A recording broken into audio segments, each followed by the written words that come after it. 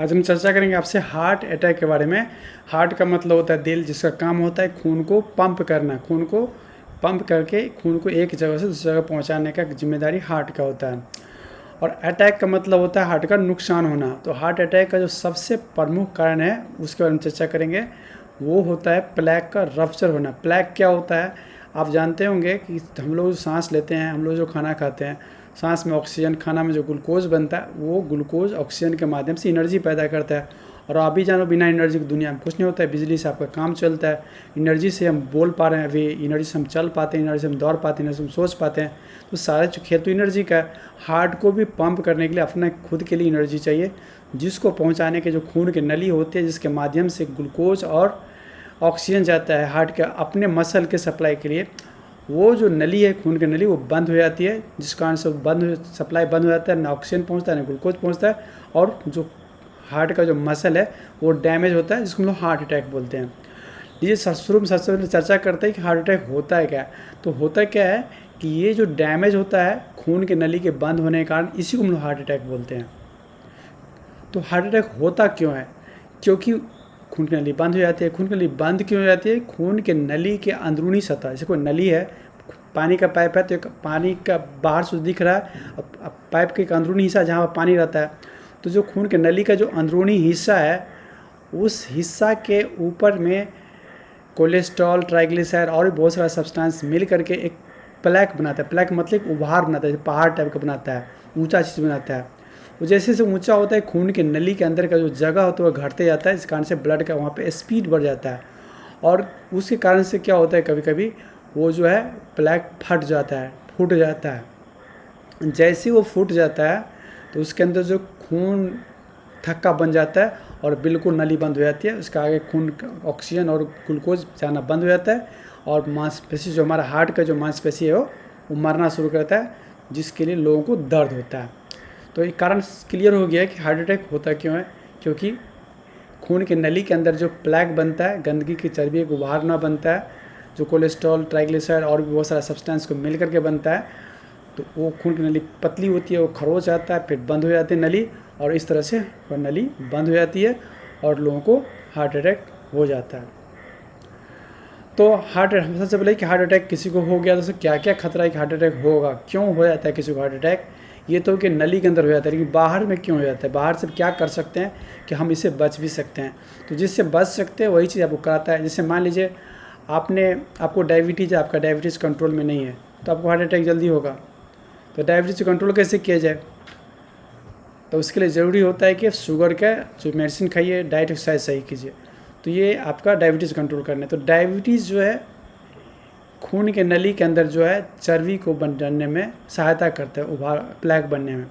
उसी तरह से ब्लड प्रेशर होता है, ब्लड प्रेशर बढ़ता है तो खून के नली के अंदर एक डैमेज होता है, इस पर के जिसके ऊपर में बैठ करके प्लेक बन जाता है, पहाड़ बन जाता है। उस पहाड़ को ठोकर लगेगा, ब्लड का स्पीड बढ़ेगा, चूँकि खून की नली पतली छोटी रहेगी नली, कि उसके अंदर प्लेक जम रहा है, कुछ गंदगी जम रहा है, तो नली का अंदरूनी सतह में फिर उसके अंदर वो जो पहाड़ बना उस पर प्रेशर से कभी कभी फट जाता है। जैसे ही फट जाता है तो फिर वो क्या होता है कि उस खून का और न थक्का जाता है और वो बंद हो जाता है, जिस बंद होने से फिर आपको हार्ट अटैक जिसको बोलते हैं, क्योंकि और ना ग्लूकोज पहुंचता है ना ऑक्सीजन पहुंचता है और वो बंद हो जाता है। तो ये हो गया कि ब्लड प्रेशर का बढ़ना, ब्लड शुगर का बढ़ना है। ब्लड शुगर के बढ़ने को डायबिटीज़ बोलते हैं, ब्लड प्रेशर के बढ़ने को हाइपरटेंशन बोलते हैं हम लोग। तो ये खतरा है। उसके अलावा स्मोकिंग करना, आदमी जो स्मोकिंग करता है तो उसके अंदर भी जो खून के नली के अंदर का डैमेज होता है।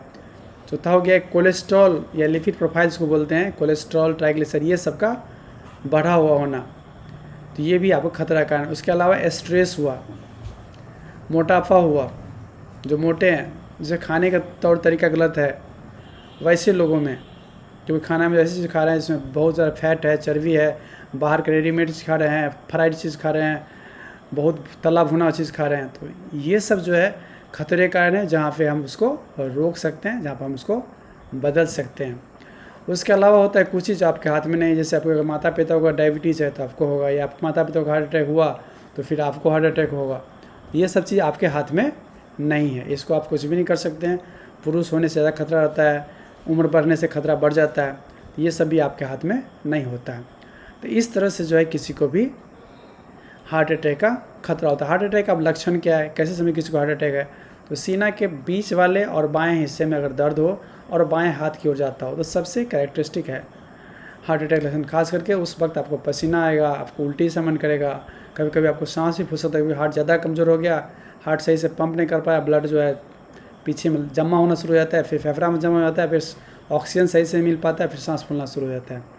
तो अगर अचानक किसी आदमी को सांस फूलने लगे, खासकर वो डायबिटीज़ हो या ब्लड प्रेशर के मरीज हो या ज़्यादा उम्र के लोग हो, अचानक कभी सांस नहीं फूला, अचानक रात में सांस फूलने लगा, तो वो हार्ट अटैक का लक्षण हो सकता है। लेकिन सबसे कॉमन क्या है, हार्ट में सीने में दर्द होगा। दर्द का मतलब दर्द के जैसा नहीं, जलन जैसा, भारीपन जैसा, कुछ अच्छा नहीं महसूस होना, तो ये सारे चीज़ जो है हार्ट अटैक का लक्षण होता है। हार्ट अटैक के लक्षण के लिए बोलेंगे कि यहाँ से लेकर के जहाँ नीचे जबड़े से लेकर के और नाभि के बीच में कहीं भी दर्द हो सकता है। कभी कभी महिलाओं में खासकर लगे गैस का प्रॉब्लम, पेट के ऊपरी हिस्सा में दर्द हो रहा है, तो वो भी हार्ट अटैक का लक्षण हो सकता है।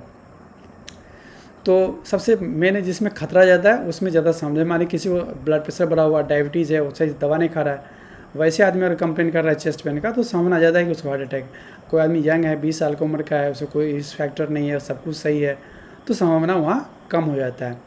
तो आपको संभावना के बजट में कि रिस्क फैक्टर देखना, रिस्क फैक्टर में खतरे के कारण, रिस्क खतरा फैक्टर मतलब कारण, कौन कौन सा कारक खतरा है, जैसे डायबिटीज़ होना, ब्लड प्रेशर बढ़ना, कोलेस्ट्रॉल का बढ़ना, भर दिन बैठे रहना, स्ट्रेस में रहना, स्मोकिंग करना, एल्कोहल लेना, अननेसेसरी इरेगुलर एल्कोहल लेना, तो सही से नींद नहीं लेना, तो ये सारी चीज़ जो है खतरे के कारण है।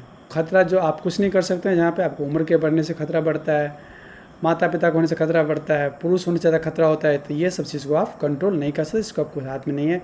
लक्षण बताई दिए, किसी को सीना में दर्द होना, भारीपन होना, जलन होना, कुछ खराब एहसास होना, जो यहाँ से लेकर यहाँ तक सबसे कॉमन है बाएं हिस्से में दर्द होना, जो बाएं हाथ की ओर जाना, और दूसरा इंपॉर्टेंट बात है दर्द के साथ में उल्टी ऐसा होना, वॉमिटिंग होना, धड़कन तेज होना, घबरा जाना, या कभी कभी आपको सांस फूलने लगा, खांसी हो जाना, कुछ भी इस तरह का हो सकता है। मेन सबसे कॉमन है सीना में दर्द होना, आप पसीना निकलना, उल्टी ऐसा होना, ये सब इंपॉर्टेंट लक्षण है। किसी को हार्ट अटैक हो जाए तो करना क्या चाहिए उस वक्त में आपको तुरंत जो है किसी नज़दीक के अस्पताल में जाकर अपना ECG करा लेना चाहिए। अपना ब्लड टेस्ट होता है जो कि बताता है किसी को हार्ट अटैक हुआ है कि नहीं, ट्रोपोनिन T और ट्रोपोनिन I, तो ये सब कर लेना चाहिए। अगर अच्छा अस्पताल है तो वहाँ पे इकोकार्डियोग्राफी होता है, ये सबसे फास्ट पता करने के लिए इकोकार्डियोग्राफी होता है, वो आपको इमीडिएटली बताता है किसी को हार्ट अटैक हुआ है या नहीं हुआ है। क्योंकि हार्ट की जो मांसपेशी जो नहीं चल रहा होता है, जैसे हार्ट हमेशा ऐसे पंप करता है, 1 मिनट में 70 बार धड़कन में 1 मिनट के अंदर 70 बार वो ऐसे पंप कर रहा है। तो मान ले पंप कर रहा है, तो अब जैसे सपोज के सब ऐसे हाथ चल रहा है, ये 2 हिस्सा नहीं चल रहा है, तो इसका मतलब ये पोर्शन जो है डैमेज हो चुका है। इस पोर्शन को जो जिस खून नली से ये पोर्शन निर्भर था वो खून नली बंद हो चुका है। तो इस तरह से इकोकार्डियोग्राफी, जिसको हम लोग हार्ट के अल्ट्रासाउंड को इको बोलते हैं, इकोकार्डियोग्राफी बोलते हैं, तो उससे सबसे पहले पता चलता है। अगर हार्ट अटैक हुआ किसी को 10 बजे तो 10 बजे ही पता चल जाएगा। ब्लड टेस्ट में आने में 3 से 4 घंटा लगता है, ECG को भी आने में आधा घंटा लगभग समय, आधा से घंटा समय लग जाता है। तो इस तरह से जो सबसे फास्ट होता है इकोकार्डियोग्राफी, लेकिन हर जगह अवेलेबल नहीं रहता है। जो अवेलेबल रहता है वो क्या है, ECG रहता है, कहीं कहीं पर ट्रोप-T और ट्रोप-I टेस्ट रहता है। और इम्पोर्टेंट ड्रग, जो सबसे इम्पोर्टेंट ड्रग होता है क्लोपिडोग्रेल एस्प्रिन। तो क्लोपिडोग्रेल एस्प्रिन का काम क्या होता है, प्लेटलेट के जो सबसे पहले प्लेक फटता है तो वहाँ सबसे प्लेटलेट जाकर सटता है, प्लेटलेट के सटने की प्रक्रिया को रोकने का काम होता है इसका। जो सबसे इम्पोर्टेंट ड्रग होता है, सबसे प्लेक जो फटता है अंदर, जो पहाड़नुमा जो उभार बनता है खून के नली के अंदर सतह पे, तो उसको फटने में सबसे पहले प्लेटलेट वहाँ जाता है, उसको रोकने के लिए सबसे पहले क्लोपिडोग्रेल एस्प्रिन 75 mg का 4 गोली लगभग 300 mg देना पड़ता है, जो इमीडिएटली देना चाहिए। अगर किसी को हार्ट अटैक लग रहा है कि हार्ट अटैक ही है, तो अगर नहीं भी है ले लिए तो बहुत ऐसा थोड़ा बहुत गैस उसका साइड इफेक्ट हो सकता है, अदरवाइज़ कोई नुकसान नहीं होता है।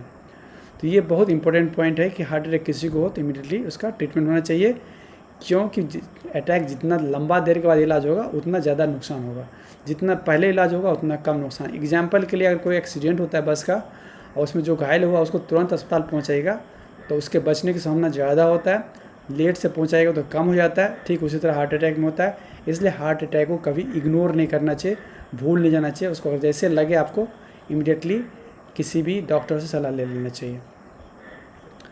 तो सब इम्पोर्टेंट बात हार्ट अटैक में हो गया कि क्यों होता है, प्लेक रप्चर से होता है, क्यों प्लेक रप्चर करता है, जो खतरे कारण बताई दिए, diabetes, blood pressure, smoking, alcohol, stress, नींद कम होना, खराब खाना खाना, तो ये सब जो मुख्य कारण है, किसी को खानदानी होना, किसी को मोटा होना, मेटाबॉलिक सिंड्रोम होना, ये कुछ ड्रग एब्यूज़ होता है, कुछ लोग ड्रग लेते हैं जो इंजेक्शन लेते हैं, तो वैसे लोगों में भी ये सब ज़्यादा होता है।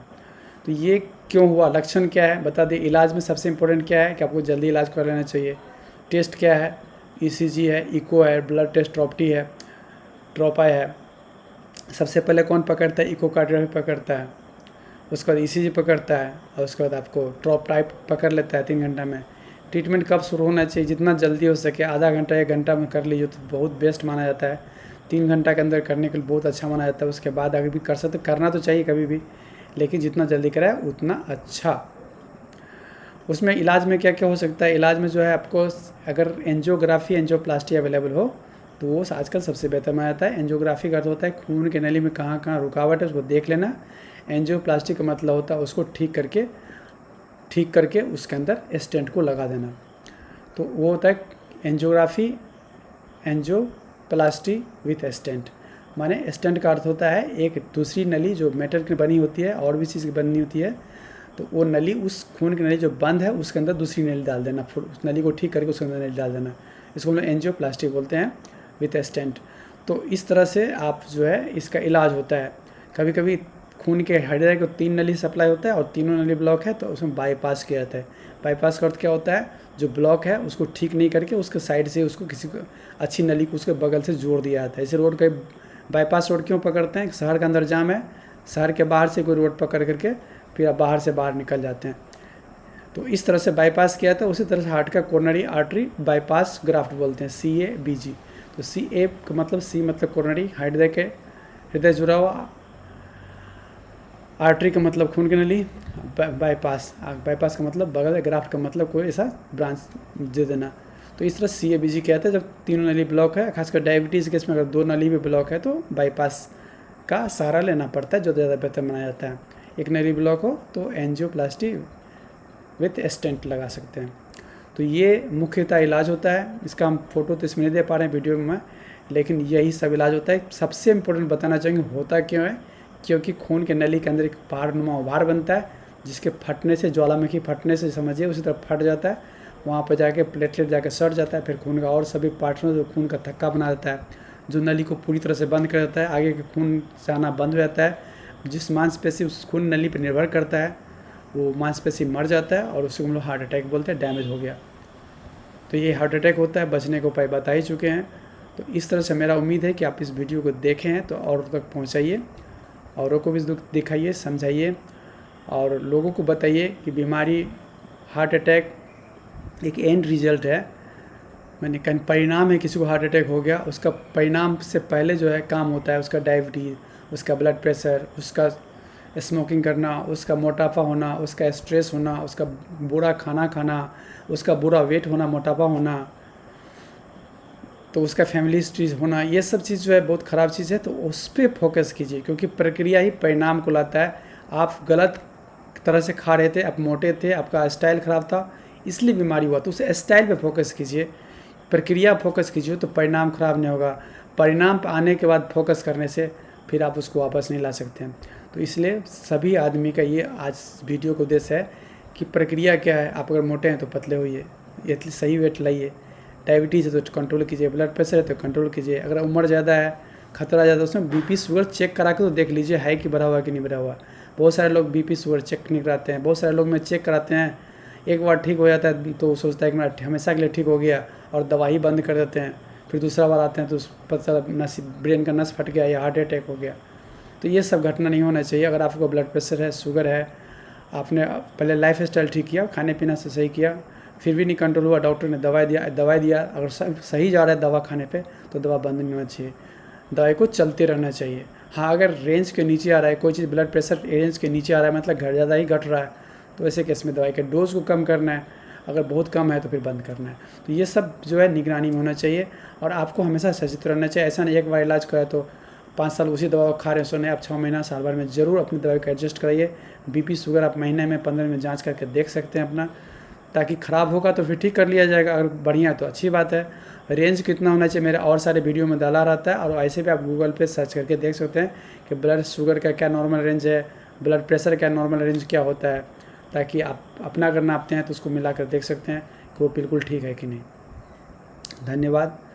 उम्मीद करते हैं कि आपको वीडियो अच्छा लगा हो तो हमारे चैनल में जो भी है दूसरों तक पहुँचाइए इन्फॉर्मेशन, ताकि और भी लोग इसका फ़ायदा ले सकें। धन्यवाद।